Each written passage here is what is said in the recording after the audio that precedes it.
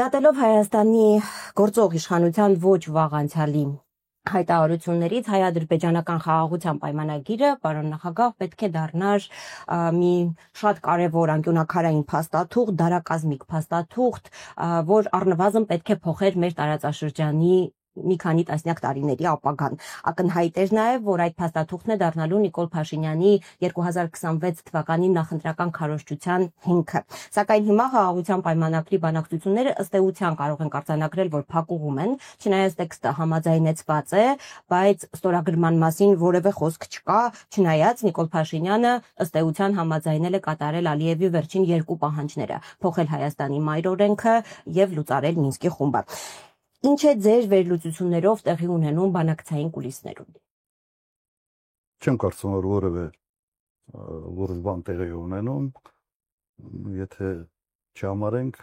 երեկվա թե անցած օրվա Ալբանիայում հերթական կադրերը, որը ուղղակի արժանապատվության տեսանկյունից բավական դեպրեսիվ է, կարծում եմ յուրաքանչյուր հայի համար։ Ակնհայտ այդ մուրալը մի ինչ-որ փաստաթղթի, որը ենթադրում եմ խաղաղության մասին չի լինելու, այլ լինելու է ինչ-որ մի թուղթ Նիկոլ Փաշինյանի մասին, թե ինչպես պետք է ինքը իր քաղաքական, այսպես ասենք, հեռանկարը շարունակի, այս մի փաստաթուղթ իրոք չեմ բացառում։ Անբովանդակ, բայց ավելի շատ ներքաղաքական նպատակներ հետապնդող փաստաթուղթ կարող է լինել։ Որևէ լուրջ բան այստեղ մենք չենք կարող ակնկալել եւ հատկապես եթե նայում ենք այս հարցին աշխարհակական այն մեծ կոնտեքստի մեջ, որ այսօր տեղի ունենում աշխարհը։ Չեմ սպասում որևէ լավ բան։ Կա ձախողված առաջնորդ, որի նպատակը ամեն գնով պահելաթոռը եւ կան այս ամեն ինչի շուրջ sense խաղացողներ, որոնք կգնահատեն, իսկ արժի այդ հարցում աջակցել, թե չարժի աջակցել։ Ընդհանրապես սա է։ Իբրև ենթահարց ուղղակի ձեր տպավորությամբ հնարավոր է գոնե փորձեն խաղարկել գերիների վերադարձի հարցը որպես բանակցային ինչ-որ մի բան, թե այլևս բոլոր դաշտերը սպառված են։ Եմ կարծում, որ գերիների հարցը հետաքրքրում է այս իշխանությունը, որովհետև գերեվարված են այն մարդիկ, որոնք այստեղ գալով կարող են Ղարաբաղի փախստականներին ինչ որտեղ կազմակերպել իրենց հեղինակությամբ, իրենց ազդեցությամբ, իսկ դա այս իշխանություններին պետք չի ընդհանրապես։ Այս վիճակը ամենից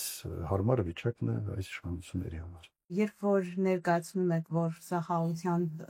պայմանագիր չէ, խաղաղության մասին չէ, իշխանությունը հակադարձում անմիջապես ընդդիմադիրներին եւ այդ տեսակետը հայտնողներին, թե որն է ձեր տարբերակը, դուք ինչ է պատերազմ եք ուզում, այսինքն երբ որ խաղաղության իրենց պայմանագրին կողմ չենք, մենք ինչ ենք առաջարկում, մենք հստակ ծրագիր այս իրավիճակում Ադրբեջանի հետ խաղաղ գոյակցելու։ Նայեք, մենք 21 թվականից ասում ենք արժանապատիվ խաղաղության մասին։ Եվս խաղաղություն, բայց ոչ թե ծնկաչոք խաղաղություն, այլ արժանապատիվ խաղաղություն։ Ես չեմ հավատում, որ պարտության սիմվոլը կարող է արժանապատիվ խաղաղություն բերել։ Այդպես չի լինում։ Խնդիրը մարդն է։ Խնդիրը մարդն է, որը խորհրդանիշ է պարտության։ Խնդիրը մարդն է, որը արդեն այսպես աչքը վախած ամեն ինչից փորձում է ամեն գնով փրկել ինքը իրեն։ Եվ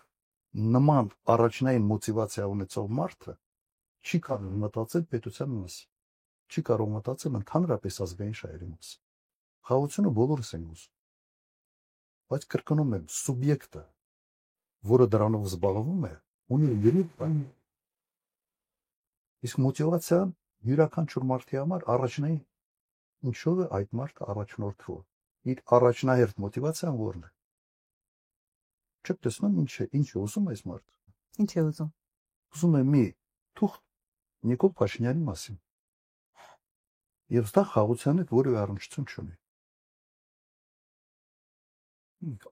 Ես կրկնեմ, այն կադրերը, որոնք երեք տեսանք եւ որ շարժանարողն է ցանցերը ուղղակի հայտարարություն է արժանապատվությունը կորցրած մարդու կեցվածք է ոնց կուչ եկած ոնց որ ենթակա շեֆի արչև կամ ծառա տիրոջ արչև հարաբերություններ են ձևավորվել այս եթե բանի այդ այսպես կոչված body language-ը շատ լավ է ուղղակի բացատրում թե այդ մարդը ինչ վիճակում է գտնվում այդ մարդը իրեն արդեն դասել է որպես ենթակա որպես մի մարդ որը ամբողջությամբ կախված է այդ մարդկանցից այդ երկու մարդկանցից եւ իր ամբողջ մարմինն է խոսում դրա մասին որ այդ մարդուց որևէ օգտակար բան երկրի համար չի լինելու հոգեբաններից հարց գտնի ինչ ասես